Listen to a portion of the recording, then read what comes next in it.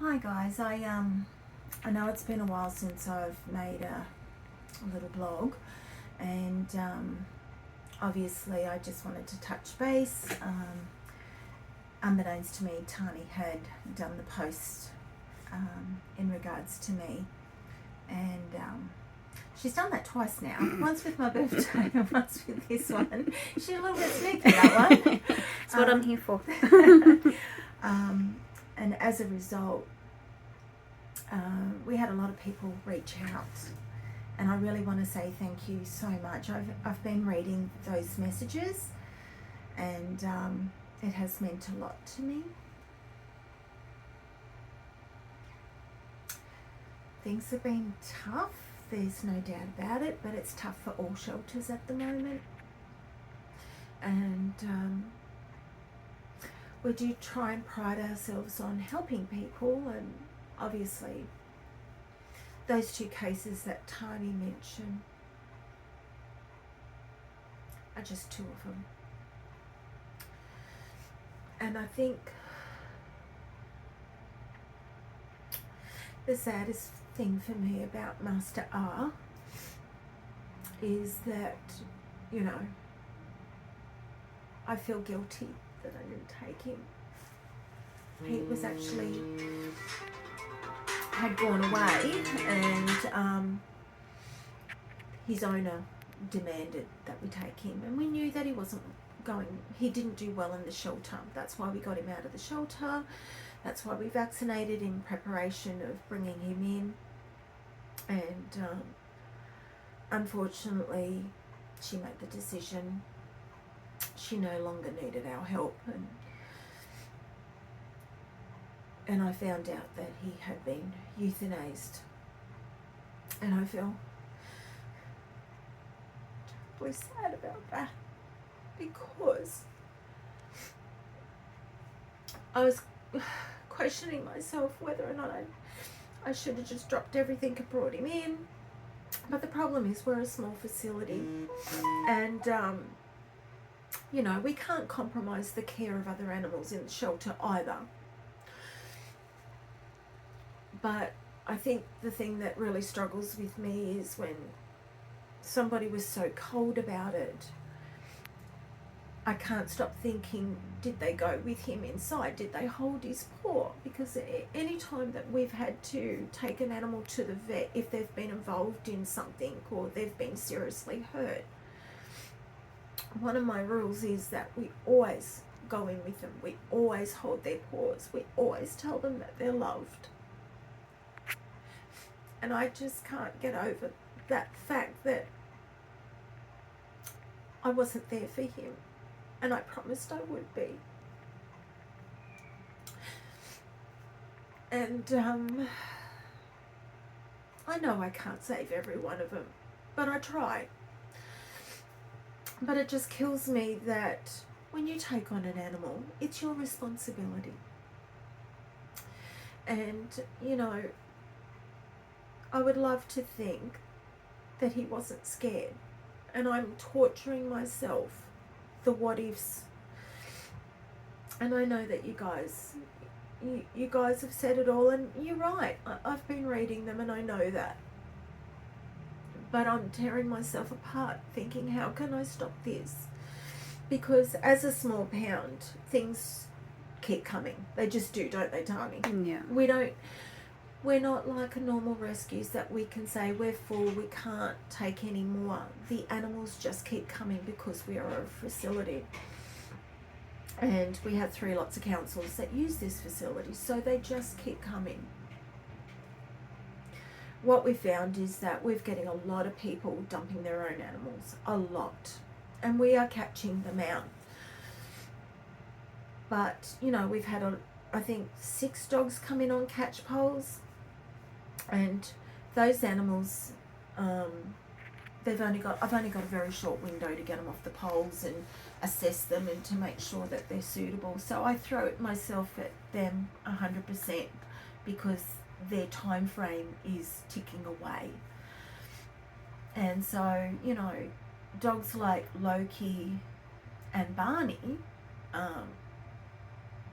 I feel like I'm failing them because I haven't had the time to throw into them, because I've been trying to get numerous dogs off poles and getting them safe.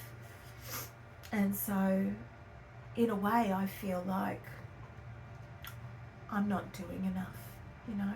I'm not helping enough. And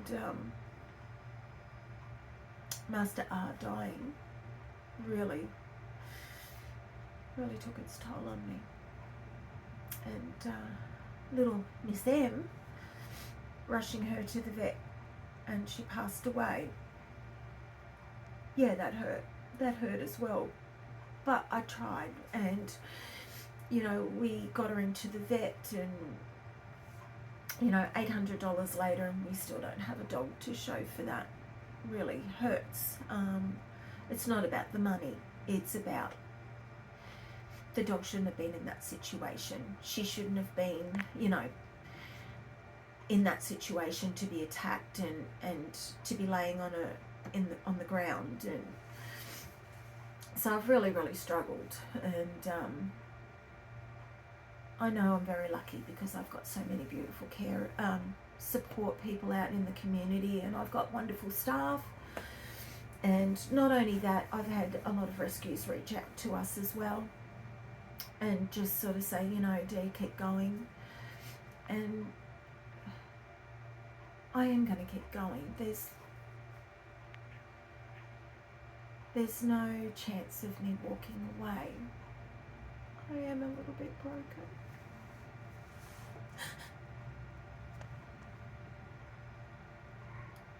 I'm broken because I can't help as many people as I need, and people are doing dumb things. And they're so innocent. And they're paying the price for it.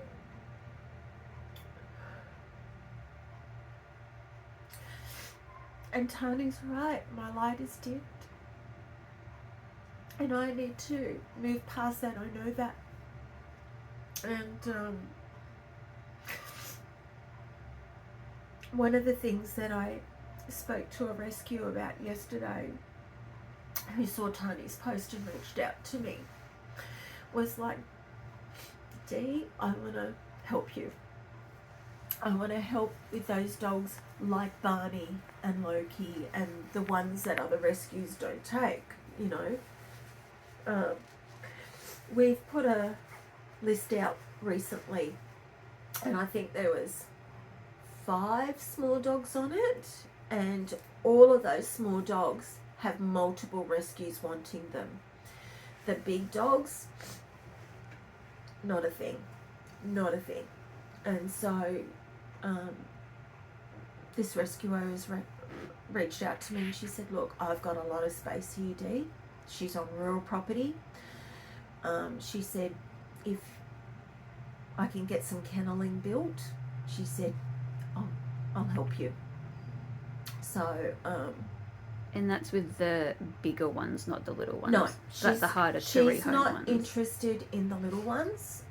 She only wants the big ones that get passed over from rescues all the time. She wants to take the ones that need intensive rehab, the ones that may nip, the ones that have got behavioural issues. They're the ones, that's where her heart is, same as mine. I'll always be the one that goes and works with those catchpole dogs because I just want to be the one to help them through the worst time in their life. And I've now very blessed that this rescuer has come forward. So what happened with Master R shouldn't happen again. And actually this rescue group was going to be taking him on, weren't they? I'd already made so with Master R, he went home for 2 weeks while the vaccine went through his system, and then Pete was going to have him for 2 weeks because the rescuer had just moved to this new property, and so she needed 6 weeks before she could take him. And so Pete was going to have him for 2 weeks, and then that would line up with getting him to this other rescue. So yesterday I had to break the news to her that that post was actually in regards to the dog that we were working jointly to save. So it's really hit home for the pair of us that we were so close to giving this boy a new life. And it's all gone. It's all gone. You can't take back what they've done. But what we can do is try and have alternatives for other dogs. I mean, obviously it can't be an endless thing. We've all can only have so many kennels. But she's agreed for me to set up another base camp at this location, which is fabulous. They will have paddocks and acreage to run around on. They will have training. And I've actually set some of our dogs to her before. Dog reactive dogs that are now living in a pack. This lady is experienced. She did what I did. She takes the hard ones and she's not scared to put the time into it. But we need to raise some money. We need to raise money to build some kennels so that I don't have this again. That dogs that are really seriously at risk have somewhere safe to go. So I know that I ask a lot. I know that. But I can't do this without you. I just can't. There's no funding for rescues. If I could win lotto, I'd build so many facilities and this wouldn't even be an issue. Last night I was sitting there with the 10 million lotto and Don and I were like picking numbers for 50 games. We're like, we're going to win the lotto, we're going to buy property, and this is never, we're going to have like a safe haven. I won $8.60. It's a start. I did win lotto. Don said to me, how much did you spend, Dee? I said $52. She said, well, we won $8. It's a start.